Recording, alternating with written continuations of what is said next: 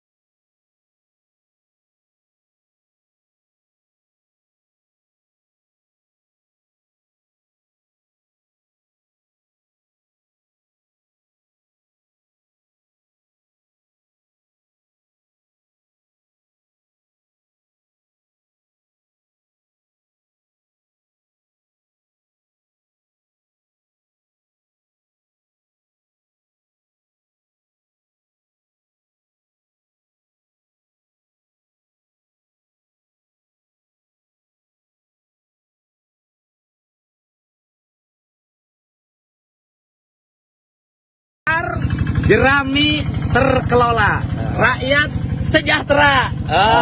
Ekonomi berputar. Ya, ekonomi berputar. Ya. Bersama Bobby Boss kita wujudkan Indonesia hijau. Mantap. Sekarang kita sesi foto bareng ya. Ini penemunya mana? Pak Doni. Ini berarti. Bahan bakarnya apa saja komposisinya? Jerami, Pak. Oh, jerami ya. Ya, Nanti paling utama. diprosesnya gimana jeraminya? Diekstrak, Pak, kita, Pak. Diekstrak tuh artinya Hasil ada tahapan, kita haluskan dulu. mesinnya di Indonesia ada. Kita Bikinan tes kita sendiri, Pak. sendiri, Oh, rakit sendiri. 1000 hektar akan melahirkan berapa ribu liter? 1 hektar 3.000. Berarti kalau di sini ada sekitar 1000 hektar sini udah cukup ya? 1.000 kali 3.000. Berarti 3 juta. Lumayan lah 3 juta liter. Bisa bikin pom bensin di depan. Udah saya nanti kita mulai kerja sama mas saya. Oh, salaman deh. Gak usah pakai negara, lama prosesnya. Pribadi aja. Siap. Paehan keluarkan heula bahan bakarna. Nah, iya teh bahan bakar tinu jarami. Jadi engke orang nyen pabrik sorangan di dia. Siap, mohon. Jadi teu kudu make surat keterangan desa lamun engke si hareup. Oke, kita coba. Oke, engkel 1 2 3. Woi, hero. Ya, karasana kumaha? Ringan. Mantap kan? Pokoknya 2 minggu lagi produksi massal. Lembur pakuan, duit banyak, pinjam ke bank. Yang gitu berarti harus bikin pom sendiri dong nanti. Izin pengusaha-pengusaha yang memiliki Petra Mini itu, Pak, minta dirubah, Pak. Nanti kalau melalui kelembagaan kan lama. Enggak, tuh. Terus kemudian kalau ada penyimpangan dikit jadi pidana, saya nggak mau, Pak. Betul, betul. Gini aja, nanti saya bikin Bobby Boss gini, Bobby Boss gini. Idenya Pak Gubernur original semua tuh. Yang menariknya Bapak itu untuk menghasilkan bahan bakar tersebut itu ada namanya semacam hutan limbah ya. Nah, Itu bisa dijadikan pakan. iya. Iya. Bisa jadi pupuk juga, Pak. Pupuk saya butuh. Saya punya kolam ikan, saya punya kandang sapi, Cocok, saya Pak. punya kandang kambing. Iya. Yang saya tidak punya istri, Pak. Kita mulai Pak, Siap. minggu depan panen, kita mulai produksi, Siap. kita bangun aja di tempat saya langsung Ya, mangga. pabriknya. Pabriknya. Sudah ada Pak tanahnya, udah Ya. ada bangunannya, udah ada Pak. Ya, nanti MOU Bapak berarti kan dalam bentuk mesin, saya investasinya dalam bentuk biaya produksi. Ya. Ya kan? Dalaman lagi. Selesai. Pesan moral berikutnya Pak, agenda Presiden untuk mengurangi subsidi Oh iya. energi berkurang banyak. Kita dengan melakukan ini sudah membantu Bapak Ya, Presiden. Maksud saya ya. kan kalau pakai kelembagaan pemerintah belum tentu besok bisa produksi. Betul Pak, uji terus. Padahal kita udah punya lab dari dinamika. Gitu Pak. Nih, berkat kecerdasan, mesin berputar, jerami terkelola, rakyat sejahtera. Bersama Bobby Bos, kita wujudkan Indonesia hijau. Gila guys, Bobby Bos, bahan bakar asli karya anak bangsa Indonesia yang katanya setara RON 98, padahal bahan bakarnya itu cuma dari limbah pertanian yaitu jerami, beremisi rendah, dan harga per liternya itu bisa lebih murah dari bahan bakar yang udah ada saat ini. Percaya nggak? Jujur, 30% percaya, 70% nggak percaya.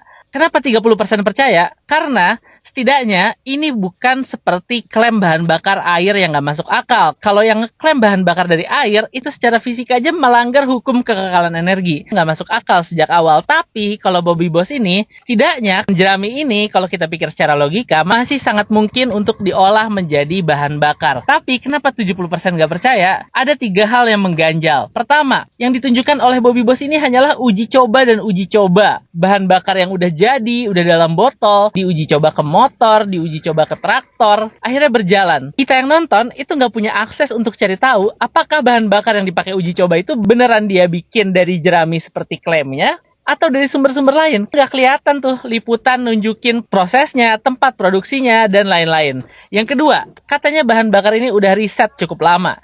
Tapi, spesifikasi yang ditunjukin kok nggak banyak. Hanya dibilang setara RON 98 dan rendah emisi. Bahkan rendah emisinya ini nggak ditunjukin angka emisinya berapa. Padahal kan harusnya kalau riset, itu semua udah ada angka-angkanya tuh banyak. Termasuk angka nilai kalornya mungkin. Itu kan penting ya untuk kita tahu seberapa efisien ini bahan bakar. Kemudian apakah bahan bakar ini higroskopis menyerap air seperti etanol murni misalnya. Detail-detail spesifikasi ini nih belum keluar nih. Padahal katanya risetnya udah lama kan. Dan yang ketiga, apakah benar bisa lebih murah dari bahan bakar yang sudah ada? Kenapa? Karena ya jerami bisa aja jadi bahan bakar, tapi prosesnya itu panjang dan berlapis-lapis. Sedangkan skala produksinya pasti nggak sebesar skala produksi bahan bakar yang udah ada sekarang. Kalau skala produksinya lebih kecil, prosesnya lebih ribet, apa iya bisa lebih murah dari bahan bakar yang udah ada sekarang?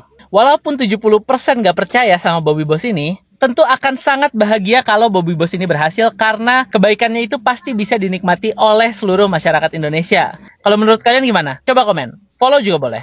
Kita 8,6 juta. Maka mau tidak mau kita harus cari substitusi impor. Caranya apa? DME. Nah, DME kemarin kami rapat dengan Bapak Presiden, dengan Pak Rosan. Di Desember ini akan diputuskan. Kalau Desember putus, maka insya Allah proses konstruksinya di 2026. Ya. Putusnya untuk lokasi-lokasinya dan efisiennya yang mana-mana. Ya. Bapak ada BBM bernama Bobby Bos yang baru muncul dan ini diklaim lebih murah. Nanti kalau misalnya ini berhasil, Kita lagi pelajari dulu ya. Kita pelajari dulu. Ya. Anggaran untuk Jargas tahun ini kok realisasinya baru masih nol Pak, itu hambatannya di mana Pak? Kang Deddy Mulyadi gandeng penemu Bobby Bos. Jawa Barat siap produksi bensin dari jerami. Halo Sobat Rakyat, selamat datang kembali di channel Rakyat Update. Tempatnya kita bahas berita aktual, jujur, dan kadang sedikit nyelekit. Sobat Rakyat, kali ini ada kabar yang cukup menggetarkan dunia energi Indonesia. Kang Deddy Mulyadi, Gubernur Jawa Barat, yang dikenal dekat dengan rakyat, dikabarkan akan bekerja sama langsung dengan penemu Bobby Bos, bahan bakar bensin dari jerami. Dan yang lebih menarik lagi, eksekusi kerjasamanya akan dilakukan bersama Gubernur Jawa Barat minggu depan. Nah, mungkin Sobat Rakyat ada yang belum tahu apa itu Bobby Bos. Bobby Bos adalah singkatan dari bahan bakar original buatan Indonesia, Bos. Sebuah inovasi anak bangsa yang mampu mengubah jerami padi menjadi bahan bakar kendaraan. Ya, kamu nggak salah dengar. Jerami, limbah pertanian yang selama ini cuma dibakar setelah panen, ternyata bisa diolah menjadi bahan bakar dengan RON 98, setara dengan Pertamax Turbo. Teknologi ini dikembangkan oleh Sultan Energi Indonesia Group dan sudah diuji bisa digunakan di kendaraan bermesin bensin maupun diesel tanpa modifikasi besar. Dan disinilah peran Kang Deddy Mulyadi jadi menarik. Dalam salah satu video di channel YouTube Kang Deddy Mulyadi, terlihat bertemu langsung dengan penemu Bobby Boss, membahas bagaimana bahan bakar ini bisa dikembangkan di tingkat daerah. Beliau menyebut kalau inovasi seperti ini harus didukung oleh pemerintah daerah, terutama Jawa Barat, provinsi yang dikenal sebagai lumbung padi nasional. Bayangkan kalau jerami yang biasanya dibuang itu diolah menjadi bahan bakar, petani itu untung, lingkungan bersih, dan Jawa Barat bisa jadi pionir energi hijau di Indonesia. Dan kabarnya minggu depan kerjasama antara Kang Deddy Mulyadi dengan penemu Bobby Boss akan mulai dieksekusi. Rencananya proyek ini akan dimulai dari wilayah Lembur Pakuan, tempat uji coba Bobby Boss pertama kali dilakukan. Sobat rakyat, kalau ini benar-benar terrealisasi, efeknya bisa sangat luar biasa besar. Kita bisa bayangkan, petani nggak cuma panen padi, tapi juga panen energi. Harga BBM bisa lebih murah karena bahan bakunya dari alam kita sendiri. Dan yang paling penting, Indonesia bisa mengurangi ketergantungan pada impor minyak. Kalau jerami bisa jadi bensin, itu tandanya rakyat kita nggak boleh miskin.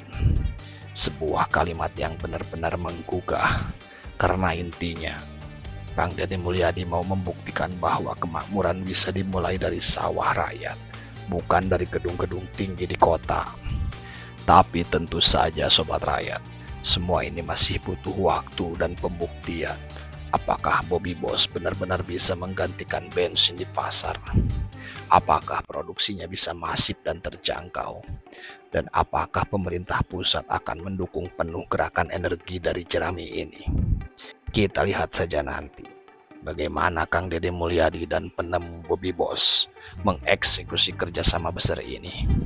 Yang jelas, kalau ini berhasil, bukan cuma Jawa Barat yang bangga, tapi seluruh rakyat Indonesia.